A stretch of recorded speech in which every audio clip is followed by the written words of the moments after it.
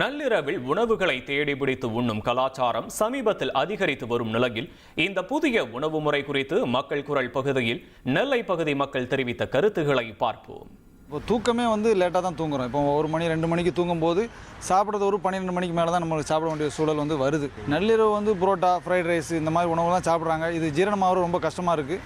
அதை மாற்றிக்கணும். மொபைலை நம்ம எடுத்துக்கிட்டாலே அதில் பார்த்தீங்கன்னா இன்ஸ்டாகிராம் சரி, ஃபேஸ்புக்கும் சரி, ரீல்ஸும் சரி, எல்லாமே நைட் ஃபுட்டு என்ன சாப்பிட்லாம் அந்த மாதிரி கேட்டகரிக்கு எல்லா ஏன் சொல்லப்போனால் பாமர மக்கள் எல்லாருமே அந்த இதுக்கு வந்துட்டாங்க. நைட்டானால் நல்லா சாப்பிட்ணும் அந்த மாதிரி இருக்குது. அப்படி ஒரு கட்டாயம் ஆயிடுச்சு. அந்த காலத்தில் கேப்பங்கூழ், கம்பங்கூழ் அந்த மாதிரியெல்லாம் வச்சு சாப்பிட்ட உடம்பு அது ஃபுட்டு இந்த மாதிரி அவங்க என்ன நிறைய அஜினோமோட்டோ இருக்குது எல்லாமே அது நிறைய என்னென்ன பண்ணுறாங்கன்னு நமக்கு தெரியாது. அதை நம்ம டேஸ்ட்டுக்கு சாப்பிடுதோம்.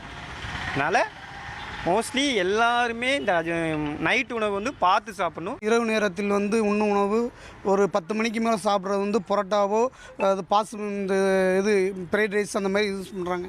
அது மக்களுக்கு ஜீரணம் சக்தி ஆகாது.